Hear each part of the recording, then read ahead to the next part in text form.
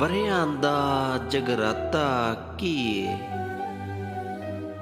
ਸਾਨੂੰ ਪੁੱਛ ਅਕਲਾਪਾ ਕੀ ਏ।